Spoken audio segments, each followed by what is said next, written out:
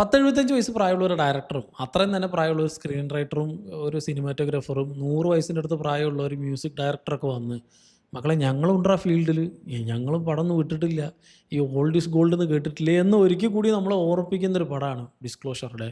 ഈ പ്രായത്തിൽ എന്നെ ഒരു ഇതാന്ന് പറയില്ല ആ ഒരു സെറ്റപ്പ്. ഈ ചങ്ങായി ഉണ്ടല്ലോ, ഈ പണ്ട് ഈ കുറേ ടൈപ്പ് ഓഫ് ഏലിയൻ പടങ്ങൾ മൂപ്പര് തന്നെ എടുത്തിട്ടുണ്ട്.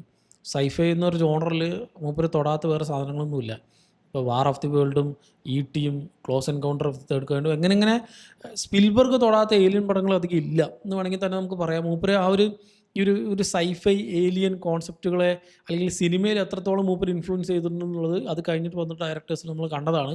അത്രയധികം ഇൻഫ്ലുവൻഷ്യൽ ആയിട്ടുള്ള ഒരാൾ ഈ പ്രായത്തിൽ ഇത്രയും വർഷം കഴിഞ്ഞിട്ട് ഈ 2026 മൂപ്പര് എന്തായിരിക്കും പുതിയതായിട്ട് ഈ ഒരു ജോണറിന് കൊടുക്കാൻ പോകുന്നത് എന്നതായിരുന്നു എൻ്റെ ആദ്യത്തെ ക്വസ്റ്റ്യൻ മാർക്ക് ഈ പടത്തിന് കയറുന്നതിന് മുമ്പ്. കാരണം റീസെൻ്റ്ലി കുറേ ഡയറക്ടേഴ്സും 10, 20, 25 വയസ്സ് പ്രായമുള്ളവരൊക്കെ ഈ പടങ്ങൾ എടുക്കുന്നുണ്ട്. ഏലിയൻ പടങ്ങളും സൈഫൈ പടങ്ങളൊക്കെ എടുക്കുന്നത് നമ്മൾ കണ്ടതാണ്. ഈ കഴിഞ്ഞ 2 മാസം മുമ്പാണ് നമ്മളൊരു പ്രൊജക്ട് ഹെയിൽ മെയിൽ പോലെയുള്ള, അതും ഏലിയനാണ്, സൈഫൈ ആണ്. ഇങ്ങനത്തെ പടങ്ങൾ നമ്മൾ ഇങ്ങനെ കണ്ട് ഓവർ സാച്ചുറേറ്റഡ് ആയി. ഇത് പുതിയ എന്തെങ്കിലും തന്നില്ലെങ്കിൽ നമുക്ക്, ഞാൻ വിചാരിച്ചത് ഇതുകൊണ്ട് തന്നെ ചങ്ങായി കഴിഞ്ഞു, ഇതിപ്പോൾ ഇതോടെ സ്പിൽബർഗ് തീരുന്നൊക്കെയാണ് വിചാരിച്ചത്. പക്ഷേ നിങ്ങൾ ഇത്രയും കാലം കണ്ടിട്ടുണ്ടെങ്കിലും ഈ സാധനം ഞാനാണ് ഉണ്ടാക്കിയത്, നിങ്ങൾ മറക്കണ്ട.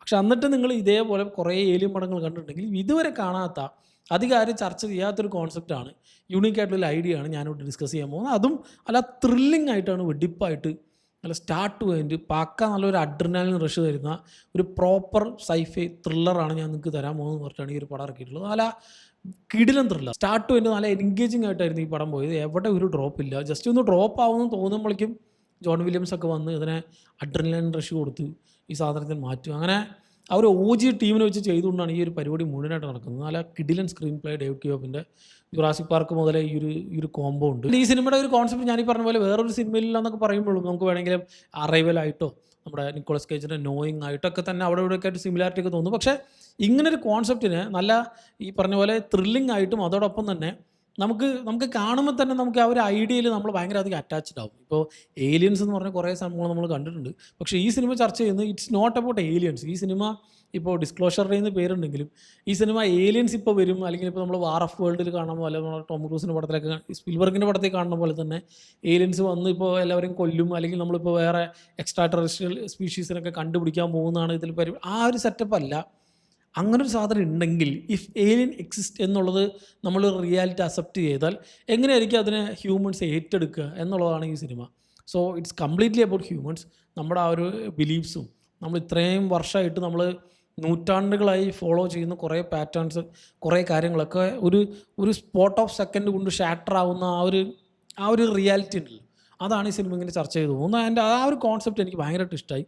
അതിൻ്റെ പുറകെ ഓടുന്ന ഒരു ഗ്രൂപ്പ് ഓഫ് ആൾക്കാർ, അതിനെ ചേസ് ചെയ്ത് ഇത് പുറത്തേക്ക് വരരുതെന്ന് ആലോചിക്കുന്ന വേറൊരു ഗ്രൂപ്പ് ഓഫ് ആൾക്കാരും, അങ്ങനെ ഇങ്ങനെ ഭയങ്കര എൻഗേജിങ് ആയിട്ട് പോകുന്നുണ്ട്. അതോടൊപ്പം തന്നെ എന്താണെന്ന് ഒരു പിടുത്തം സിനിമയിൽ നമുക്ക് തരില്ല. അടുത്ത് ആക്ച്വലി അവിടെ എന്താ നടക്കണമെന്നൊരു ഐഡിയ നമുക്ക് കിട്ടില്ല.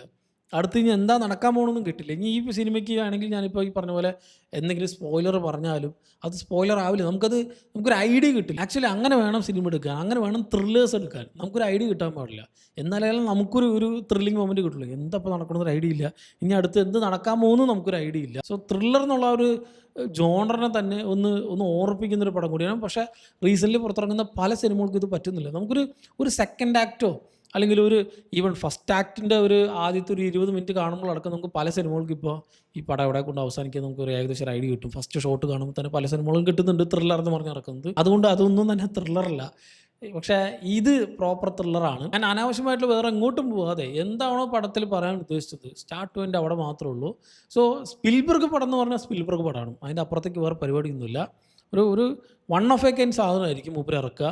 പക്ഷേ മൂപ്പര് റീസെൻ്റ്ലി പുറത്തിറങ്ങിയ മറ്റേ ഫേബിൾമാൻസും ഒരു മ്യൂസിക്കൽ പടമൊക്കെ ഉണ്ടായിരുന്നു. എനിക്ക് അതൊന്നും അത്ര അങ്ങോട്ട് പറ്റിയിട്ടുണ്ടായിരുന്നില്ല. കാരണം അതെൻ്റെ ടച്ചല്ല, അതെൻ്റെ ടേസ്റ്റ് അല്ല. അത് ഇഷ്ടപ്പെടുന്ന കുറേ ആൾക്കാരുണ്ട്.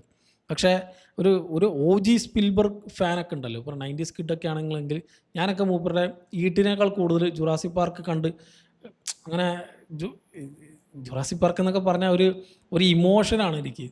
അപ്പോൾ അങ്ങനെ നിങ്ങളൊരു സ്പിൽബർഗ് ഫാൻ ആണെങ്കിൽ നിങ്ങളെ സാറ്റിസ്ഫൈ ചെയ്യുന്നൊരു പടം തന്നെയായിരിക്കും ഡിസ്ക്ലോഷർ ഡേ. കാരണം നമുക്ക് ഈ ഡയറക്ടറിനറിയാം ഇങ്ങനെ എന്താണ് ചെയ്യാൻ പോകുന്നതെന്ന് അറിയാം. ഇത്രയും വർഷം കഴിഞ്ഞിട്ടും അതിലൊരു ഒരു മാറ്റവും ഇല്ല.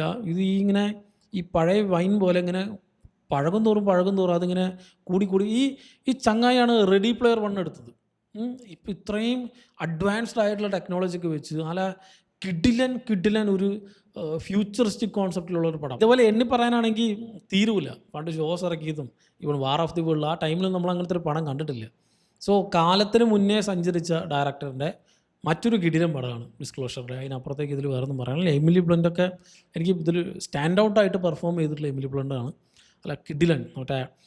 ഇതിനു മുമ്പ് ക്വയറ്റ് പ്ലേസിലും അതിൻ്റെ സെക്കൻഡ് പാർട്ടിലൊക്കെ തന്നെ കിടിലനായിട്ട് പെർഫോം ചെയ്ത് കണ്ടു കഴിഞ്ഞിട്ട് ഞാൻ എമിലി ബ്ലണ്ടിൻ്റെ ഒരു നല്ല പെർഫോമൻസ് കാണുന്ന ഇതിലാണ്. എല്ലാം കൊണ്ടും എല്ലാ ആസ്പെക്റ്റുകളും കൊണ്ടും എല്ലാ ഡിപ്പാർട്ട്മെൻറ്റും നല്ല പ്രോപ്പറായി ഒരു പ്രോപ്പർ പാക്കേജ് തന്നെയായിരുന്നു എന്നെ സംബന്ധിച്ച്. ഇതിൻ്റെ എൻഡിങ് വേണമെങ്കിൽ കുറച്ച് ഓപ്പൺ എൻഡഡ് ആണെന്ന് പറയും. പക്ഷെ അത് പലർക്കും പല രീതിക്ക് ഇൻ്റർപ്രറ്റ് ചെയ്യാൻ പറ്റുന്ന രീതിയിൽ അങ്ങനെ അത് നിർത്തിയതും എനിക്ക് ഭയങ്കരമായിട്ട് ഇഷ്ടം. സോ എന്നെ സംബന്ധിച്ച് ഈ വർഷത്തെ മറ്റൊരു കിടിലൻ പടമാണ് ഡിസ്ക്ലോഷറുടെ. കുറേ നല്ല പടങ്ങൾ നമ്മൾ കണ്ടിട്ടുണ്ട്, പ്രത്യേകിച്ച് ഹൊററൊക്കെ നമ്മൾ കുറേ കണ്ടിട്ടുണ്ട്. നല്ലൊരു കിടിലൻ പ്രോപ്പർ സൈഫൈ ത്രില്ലറാണ്. തീർച്ചയായിട്ടും തിയേറ്ററിൽ തന്നെ കണ്ടുപോകുക, മിസ്സാക്കരുത്. കണ്ടവരുടെ സിനിമ പറ്റുള്ള നിങ്ങളുടെ അഭിപ്രായം എന്നുള്ളത് കമൻറ്റ് ചെയ്യുക.